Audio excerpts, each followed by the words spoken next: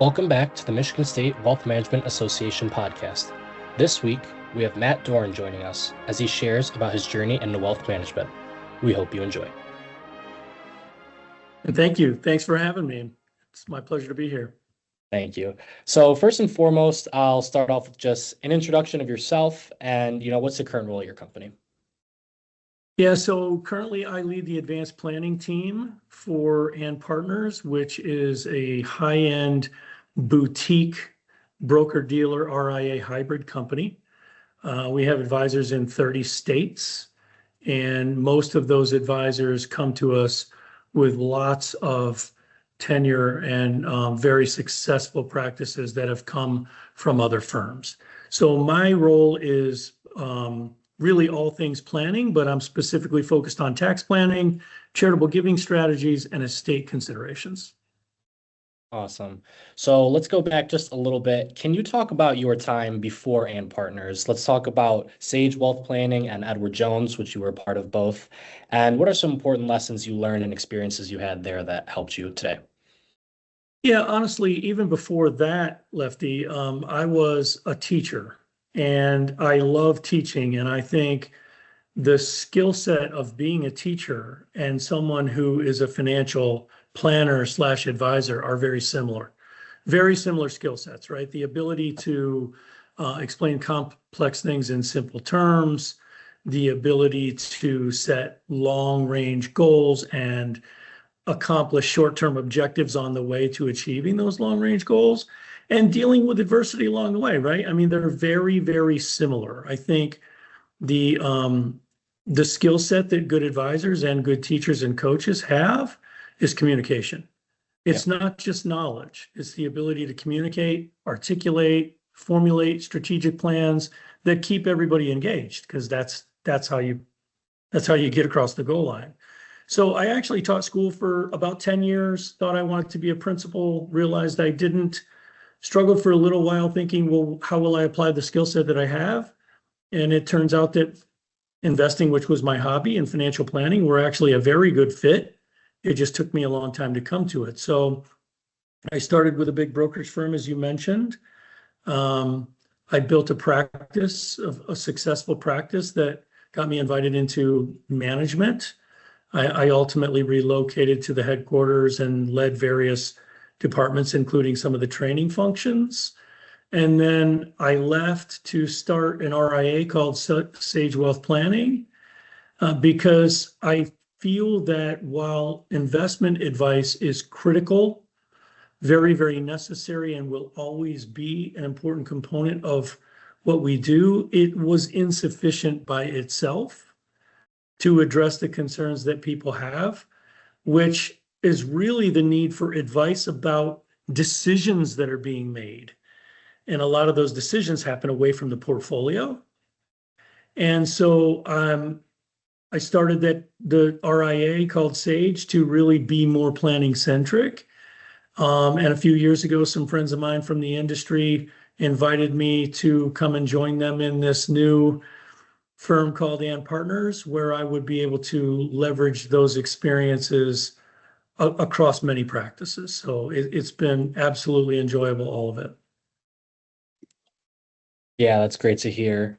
So what would you say your inspiration was to pursue wealth management? Was it a person, an experience, or kind of like you said, you had a feeling you wanted to do something like this, but you had to have those career experiences to get you going first? Yeah, honestly, I think money is a very emotionally charged subject, and everybody has a money script. Everybody has their money memories, right?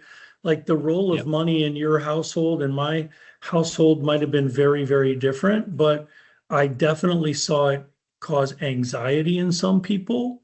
And my desire was just to help people navigate complexity, right? And I think that there's a lot of emotion and opaqueness when it comes to financial decision making. And particularly when people get married, two different people grow up in two different environments, two different households with two different money messages or scripts, and then they get married. And it can be challenging combining how two different people feel the role of money should be played out in their lives. And so for me, it was just an outcropping of teaching, coaching, counseling, right? I enjoyed that. So I was a social sciences major, and I enjoyed that space, the emotional and sort of behavioral bias of these things. Yeah, that's a great point you make, that not only is this, profession about the money, it's really being a relationship manager between Right, families, between couples, and, right. generations and generations of families. And that's something really important to remember when you're doing your job too. So I see that you recently acquired your Master's of Taxation and Estate Planning certificate. So kind of explain the process of why you wanted to do that, and how do you integrate tax planning into the wealth management and the financial planning process? Yeah, great question. I'm super glad you asked it. I didn't know you would ask it, but I'm glad that you did. And in my experience, the world changed in a few important ways, but it made for massive changes in the lives of individuals. So I'll just give you an example. It's 2025 while we're talking, and so let's go back. One full working career would have been 1985, right? 40 years time. Well, in 1985, greater than 80% of all people who worked in medium and large size companies had a pension. And that number today is less than 15%. And that was in the private sector. We know that the number in the public sector is greater, but because life expectancy was ever creeping higher and interest rates for a very long time were moving lower, that became really challenging, and pension funds became underfunded because the fixed part of the portfolio couldn't earn anything, and the potential that somebody might live to be 90 or 100 years old and be promised a benefit for much longer than they actually worked for the employer led to some challenges and also some changes. And those changes were the birth and proliferation of defined contribution plans, right? So defined benefit plans get replaced by defined contribution plans, but that means a whole lot of things. That means the employee now has to participate. They have to fund it. They have to select investments and manage them through cycles that isn't necessarily what they want to do, determine how much is enough and how to draw from it in a way that ensures they won't run out. But the other thing that happened simultaneously is employers did a good thing, in my opinion, but it added a lot of complexity. So as retiree healthcare and retiree pension income went away, what got introduced or at least expanded was incentive-based and performance-based compensation tools. So you saw a whole lot more restricted stock units, stock options, deferred comp, performance awards, employee stock purchase plans, right? And suddenly now you have a lot more compensation tools, but you have different tax treatments, you have timing issues, and you have strategy for exercising those things or at least commencing those benefits. And so, in my opinion, the other thing that happened was low interest rates support bigger houses, second houses, rental houses. And if my employer isn't going to give me retiree income, I'm incentivized to invest in my own skill set, potentially start my own business or change jobs and take advantage of those incentive tools. But I have a lot more to manage. I have a lot more responsibility. And a lot of it is related to tax.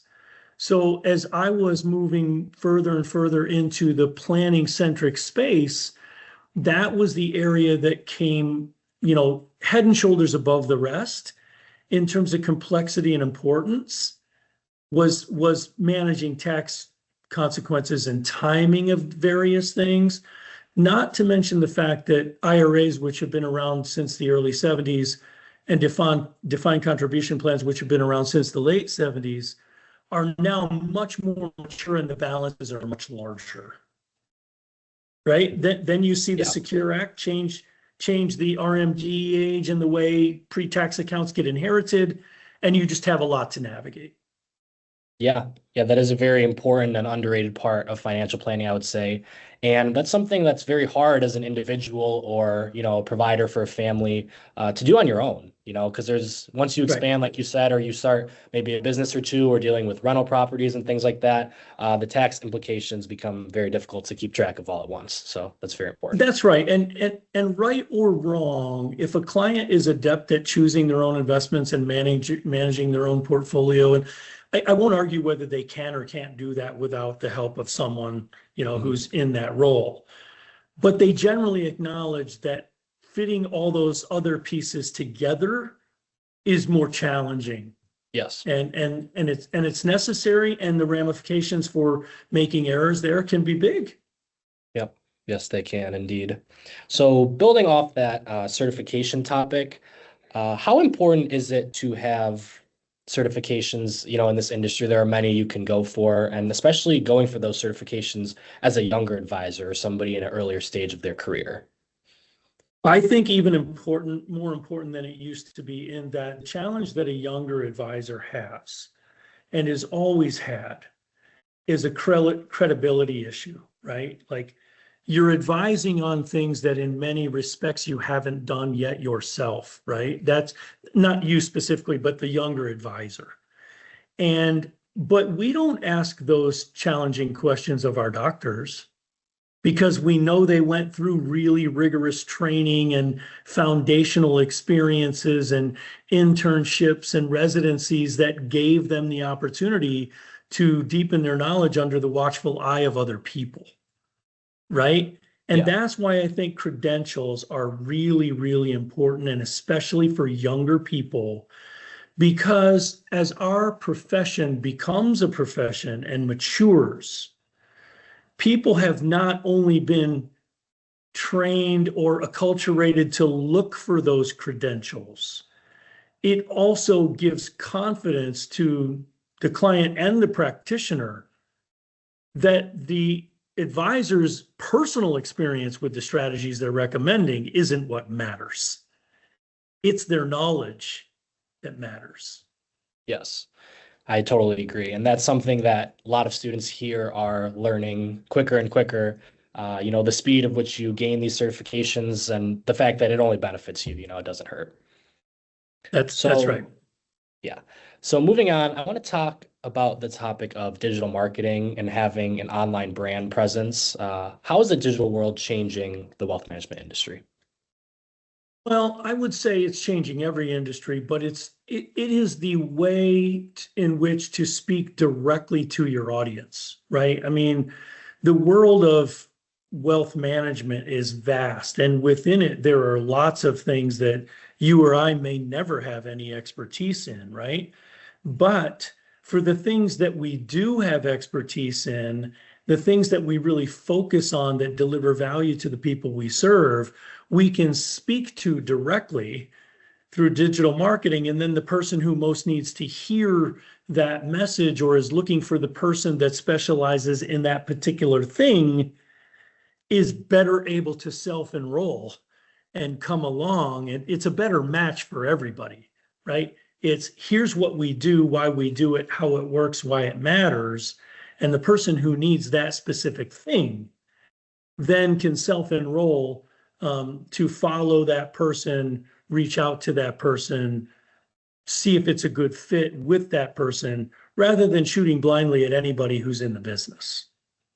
Yes, totally agree. And that's something that social media can do is kind of make that personal, that one-on-one connection, and kind of be a stepping stone to getting to know a client or a prospect or something like that, because you can learn, what do they value or what are they looking for, and you can kind of jump on that opportunity and expand on that. Yeah, and if you're experiencing something specific, like most of us, whether you've inherited an IRA, you've just sold a rental property, or you're thinking about it, or whatever it might be, it's easy to take that first step and see what should I do next, which will ultimately lead you to the people who specialize on that area of planning. Yep.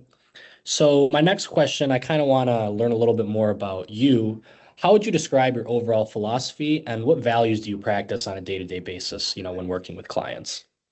Yeah, so I think money is a tool. I know that not everybody sees it that way, but when it's used properly, it can really be liberating. And when it isn't, it can be suffocating. And my vantage point on financial matters is that the resources we have should be aligned with the values we have and support the things that personally make life meaningful for you. And I've can boil those down to they're pretty simple things for me. It's the people, places, causes, communities, and institutions, and maybe pastimes that make your life meaningful to you. And so one of the reasons I instantly agreed to do this podcast is because I'm a graduate of Michigan State.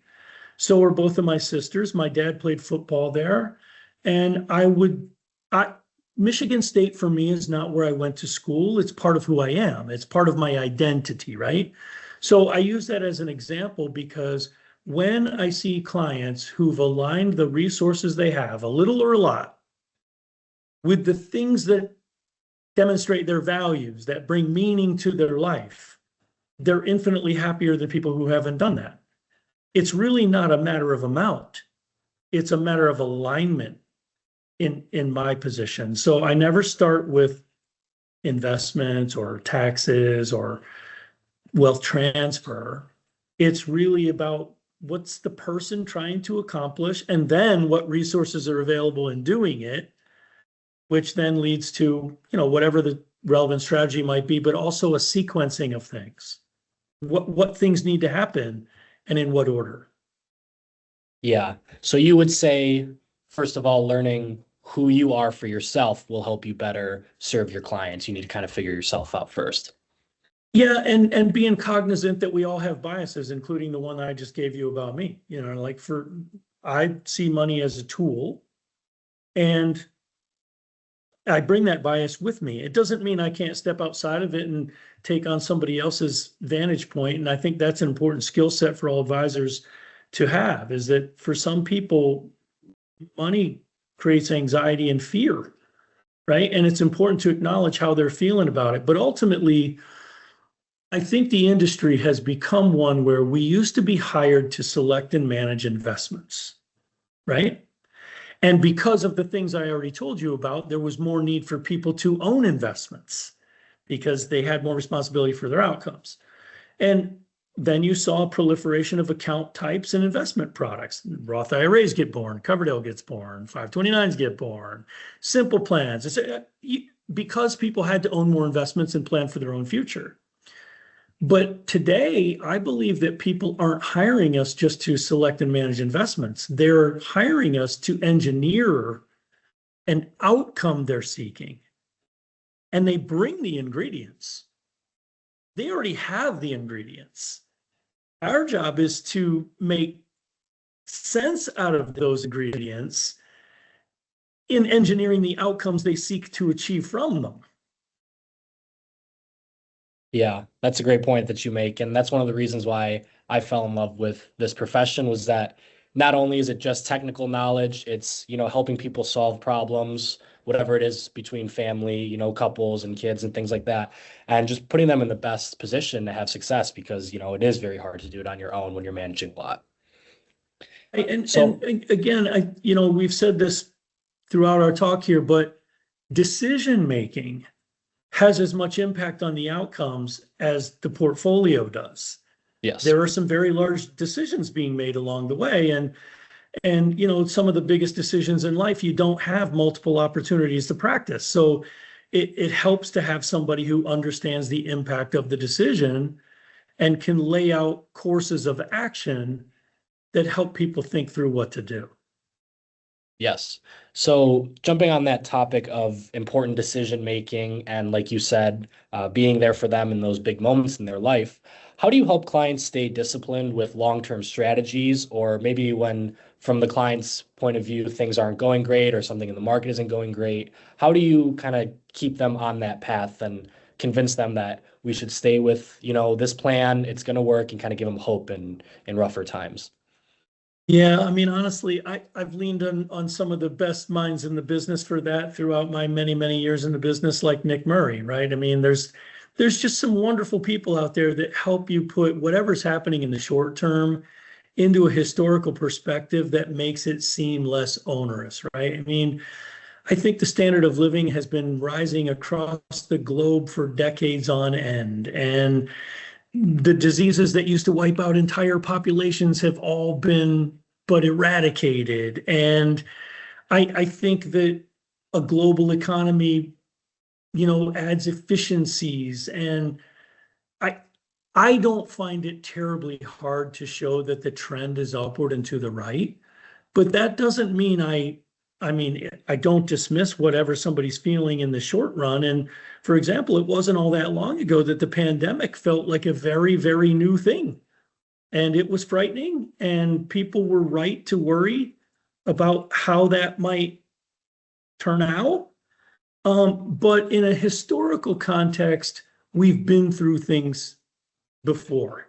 Maybe not the exact same thing, but similar things. Yeah, that's something always important to remember for people my age coming into the industry and always just people who are working in it currently, that there will be rough times, but the comeback will always prove to be better than the rough time that you previously had.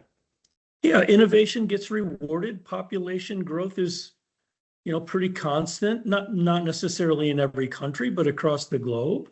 A rising standard of living. These are things that support the growth of innovation in economies. Yes. Yep. Awesome. Well, thank you for your time today. That will conclude this week's podcast episode, and thank you for being part of it. My pleasure to be here. Thanks for asking. If you enjoyed this discussion, please like and share the podcast on Apple and Spotify. The WMA podcast is part of Michigan State University's Wealth Management Association, a student organization whose goal is to inspire the next generation of financial advisors. Feel free to follow us on social media at MSU WMA and check out our website at msuwma.com. Anything heard on either the MSU WMA or Spartan Journal podcast is for educational purposes only and should not be considered as investment advice.